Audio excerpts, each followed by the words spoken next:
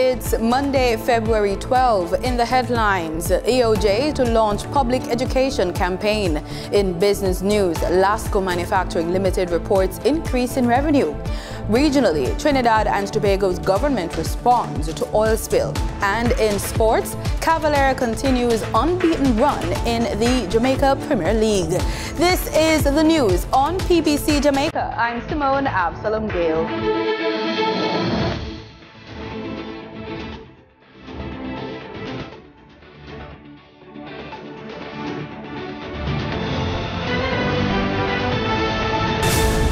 The Electoral Office of Jamaica, EOJ, has announced plans to launch a public education campaign to improve voter turnout for the 2024 local government elections.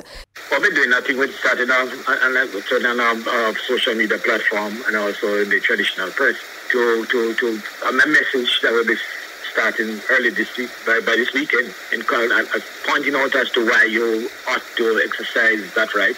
And we are also assuring persons that on the day we'll ensure that you are safe and secure when you enter in our voting environment. And also we can guarantee you that the process will be fair and your ballot will cast in secrecy. Director of Elections Glaspol Brown is urging Jamaicans who plan to vote in the upcoming local government election to follow the rules. Mr. Brown says persons should ensure that they walk with their identification cards, as this will allow for quicker processing. He adds that if the individual does not have an ID, he or she will be able to vote once their name is on the voters list. But that is not all. He says the presiding officer has in his or her possession at the polling station what is known as a black book. According to the director, the black book contains a copy of your ID card and other information. He told JIS, quote, "The presiding officer will use that to identify you and in some instances ask you questions. And so all the electors has to do is to respond to those questions." End quote. Having satisfied the presiding officer that you are the person that is registered on the voters list, you would then be asked to take an oath. After that is completed, then you are given your instruction in terms of how to cast your ballot. We have more in this report. Voters should find out exactly where they are to vote before Election Day, that is, the specific polling station. They can do so by calling the Electoral Office of Jamaica's toll-free helpline at 888-991-VOTE. That's 888-991-8683. Electors can also check by using the Check My Status feature on the Electoral Commission of Jamaica's website at ecj.com.jm. Mr. Brown says persons are not allowed to use their cell phone inside the polling station. According to the Electoral Commission of Jamaica's website, once a person has been issued a ballot by the presiding officer, they are to go behind the voting booth and clearly mark an X for the candidate of choice in the space provided. In addition, voters are to use the pencil provided in the voting booth. They are to fold their ballot twice, as instructed by the presiding officer, to protect the secrecy of the vote, leaving the flap out. The individual should give the folded ballot to the presiding officer so that he or she can detach the flap. The voter should dip their right index finger, the pointer finger, in the integrity ink and watch while their unopened ballot is put into the ballot box. Once they have witnessed their ballot being placed into the ballot box, their voting process is now complete, and they should leave the vicinity. Employees who intend to vote in the upcoming local government election are entitled to 3 hours time off from work on Election Day, February 26. The 3 hours time off to vote is in addition to the usual lunch hour. Minister of Foreign Affairs and Foreign Trade, Kamina Johnson-Smith, has been working to strengthen Jamaica's trade ties with Japan. According to a statement from the ministry, Jamaica is set to participate in the 48th staging of Foodex Japan in March, Asia's largest food and beverage trade fair, which will take place from March 5 to March 8. Jamaica will use its participation in Foodex Japan to introduce its premium products, including Jamaican condiments, spices, and rum. Last year, Worthy Park Estate introduced its line of rums to the Japanese market through Rudder Limited, a local distributor. The company has been partnering with the Jamaican Embassy in Tokyo on related promotional activities. Minister Johnson Smith traveled to Japan last week and met with a diverse group of Japanese enterprises, including the Association of Japanese Importers of Jamaican Coffee, the General Incorporated Association of West Indian Sea Island Cotton, Auto Terminal Japan Limited, and Marubeni Corporation. She explains in a press release about her trip that these talks, aimed at deepening trade and investment ties, are part of government's strategic push to diversify its economic relations and attract further Japanese investment into critical sectors.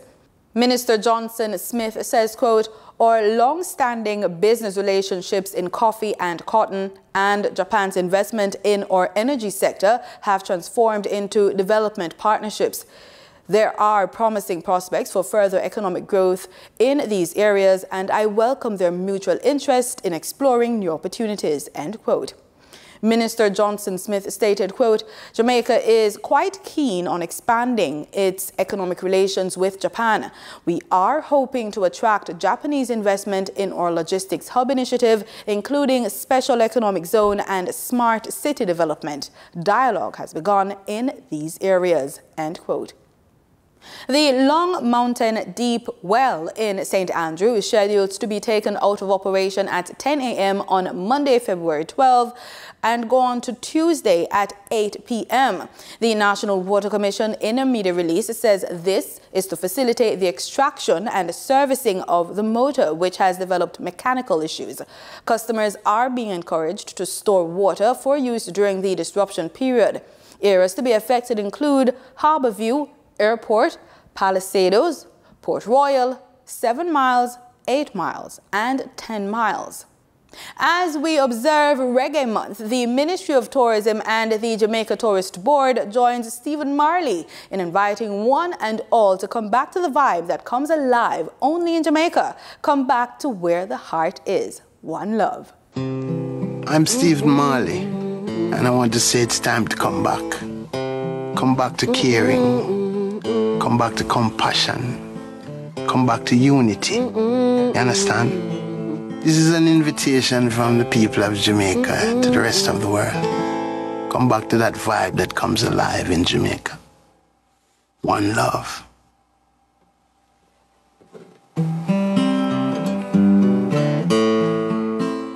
And it's time now for the Business Report with Denise Williams.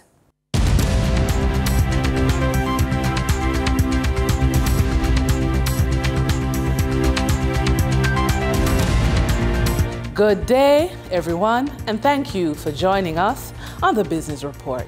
I'm Denise Williams, your guide through the latest happenings in the world of business. In corporate news, Lasco Manufacturing Limited for the 9 months ended December 31, 2023, reported an 11% increase in revenue, totaling $9.24 billion, compared to the $8.33 billion in the corresponding period last year. Revenue for the third quarter had a 13% increase to close at $3.22 billion, compared to $2.86 billion for the comparable quarter of 2022. The company's assets total $15.25 billion, compared to the 2022 asset base of $12.99 billion. The growth in total assets was primarily driven by a 67% uptick in cash and bank balances to $2.84 billion and a 62% increase in short-term investments to $2.61 billion.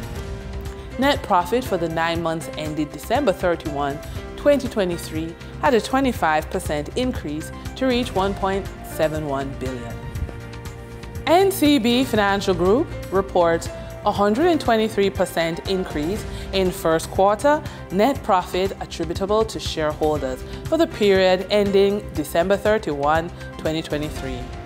Driving this performance was a 15% increase in interest income, totaling $21.66 billion compared to $18.88 billion in the corresponding 3 months last year. Interest expense amounted to $10.06 billion. This represents an increase of 33% year over year. Consequently, net interest income increased by 2% to $11.6 billion compared to $11.34 billion for the first quarter ended December 31, 2022. Net fee and commission income increased by 9% to close at $6.47 billion, while net result from banking and investment activities increased by 4% from $18.79 billion in 2022 to $19.51 billion for the 3 months of 2023. As a result, net result from banking and investment activities amounted to $19.51 billion relative to $18.79 billion a year prior. Insurance service result was $6.2 billion compared to $3.3 billion in 2022. Net profit attributable to shareholders for the first quarter totaled $3.08 billion relative to the $1.38 billion reported 12 months prior. Massey reports 6% decrease in 3-month net profit attributable to shareholders. Massey Holdings Limited for the first quarter ended December 31, 2023, reported a 19% increase in revenue, totaling $4.02 billion Trinidad and Tobago dollars compared to $3.39 billion TT dollars in the corresponding 3 months last year. Management noted that in the financial year of 2023, the group made 3 bold moves to acquire the Rose IGA supermarket chain in Jacksonville, Florida, IGL Medical and Industrial Gas business in Jamaica, and Air Liquid's 750-ton per annum air separation and export business in Trinidad. All acquisitions are performing well, and for the first quarter of the financial year for 2024, they contributed $43.4 million TT dollars or US $6.4 million to the group's profit before taxes, yielding $28.1 million TT dollars or US $4.2 million to the group's profit before taxes from continuing operations after deducting interest costs. Investors can look to collect dividends from corporate news alerts. NCB Financial Group Limited has advised that a board of directors meeting is to be held on Friday, February 16, 2024, and the payment of a dividend will be recommended for consideration at this meeting. Cargo Handlers Limited has declared an interim dividend of 0.155 per stock unit to be paid on March 22, 2024 to stockholders on record as of February 23, 2024. The ex-dividend date is February 22, 2024. Proven Group Limited has declared a dividend payment of US 0.0015 per share payable on March 12, 2024 to shareholders on record as at February 23, 2024. The ex-dividend date is February 22, 2024. Ordinary shareholders who have requested payment in Jamaican dollars will receive the equivalent of 0.2345 Jamaican cents per share. During trading on February 9, 2024, the top advancing stocks covered the advertising, insurance, and food sectors on the Jamaica Stock Exchange. The Limnards and Bards Limited shares advanced 30% for a 39-cent increase in share price to close at $1.69 with 30,459 shares traded. Caribbean Assurance Brokers Limited shares advanced 12.68% for a 27-cent increase in share price to close at $2.40 with 4,084 shares traded.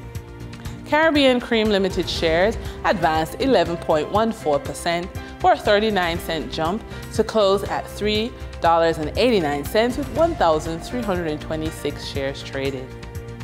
On the declining stocks that traders experienced on February 9, 2024, the top 3 losers covered the real estate, credit investments, and utility sectors on the stock exchange. Cygnus Real Estate Finance Limited US dollar declined by $13 and Cygnus Real Estate Finance Limited US dollar shares declined by 13.47% for a 1-cent drop to close at 7 cents with 987 shares traded. Cygnus Credit Investments Limited JMD shares declined by 6.53% for a 74-cent drop to close at $10.60 with 286,000 shares traded.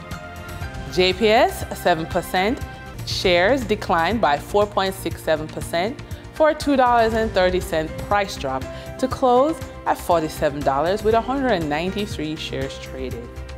Trading activity on the first-tier market of the Trinidad and Tobago Stock Exchange for February 9, 2024 registered a volume of 181,111 shares crossing the floor at the exchange, valued at 1.7 million TT dollars. Massey Holdings was the volume leader with 121,000 shares changing hands for a value of 526,000 TT dollars, followed by National Enterprise Limited with a volume of 35,892 shares being traded for 135,000 TT dollars. Moving from the money moves of investors, executives, and companies, we turn to the Forex market. On February 9, 2024, the Bank of Jamaica reported that US $17.6 million was bought from Forex traders, while US $13.8 million was sold to Forex traders. Buying directly from the Bank of Jamaica, foreign currency traders sold the US dollar for $157.36 and bought the US dollar for $154.89. The difference between the buy and sell rate was $2.47, which represents a profit for Forex traders for every US dollar traded. Canadian Forex traders earned a trading profit of 30 cents from transactions with the Bank of Jamaica. The Canadian dollar was sold for $117.69 and bought for $117.39. For traders looking at the British pound, they pocketed a profit of $8.85, selling it for $202.18 and buying it for $193.33. For our credit report tip of the day, know that while a low credit score may limit access to traditional lines of credit and favorable interest rates, it represents an opportunity for introspection and strategic planning. Here's how. Facing a low credit score prompts individuals to assess their financial habits and behaviors critically. It encourages a deeper understanding of the factors contributing to the score, such as missed payments, high credit utilization, or derogatory marks. This self-awareness lays the foundation for positive change. And with that, we wrap up today's business report. I'm Denise Williams. Appreciate your company. Stay well informed. Stay ahead of the curve. Until our next update, take care.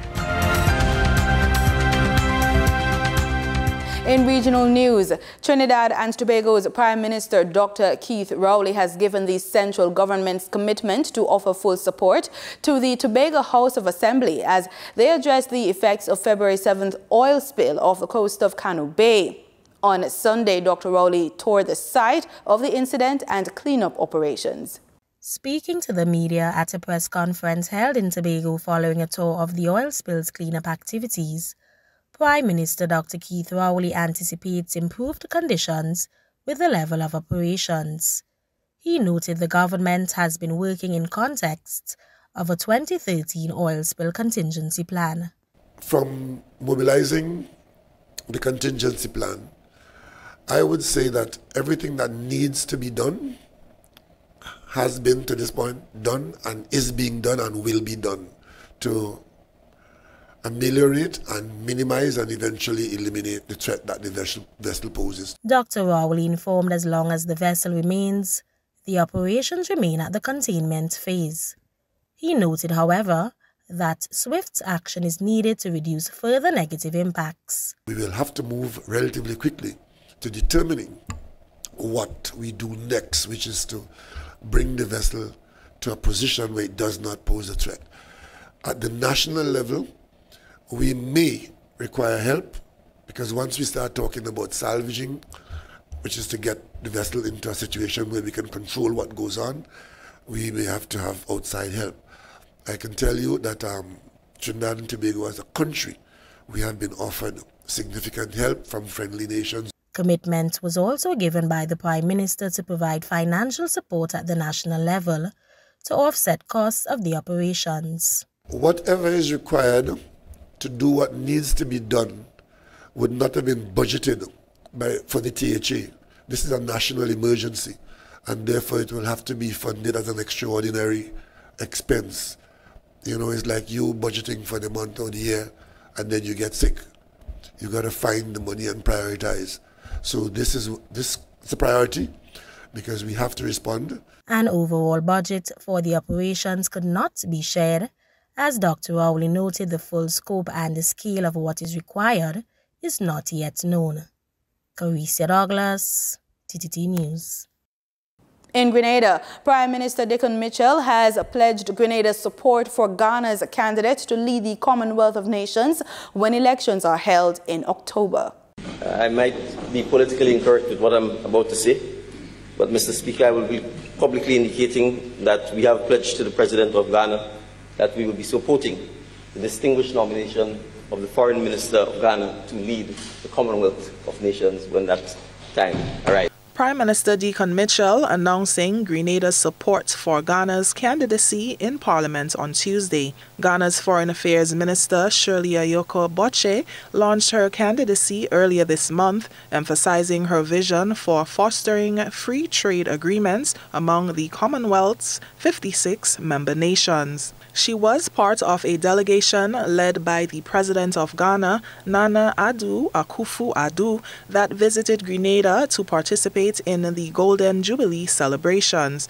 Grenada's former ambassador to the Caribbean community, CARICOM, Arlie Gill, shared his thoughts on this development. It's a matter that Prime Minister Mitchell and President Addo, I'm sure they would have discussed with some great detail. So that Prime Minister Addo being here, of course, was good for Prime Minister Mitchell. And I'm sure that the support that Grenada intends to extend in no small measure is good for the image of Ghana as well, and in the interest of Ghana.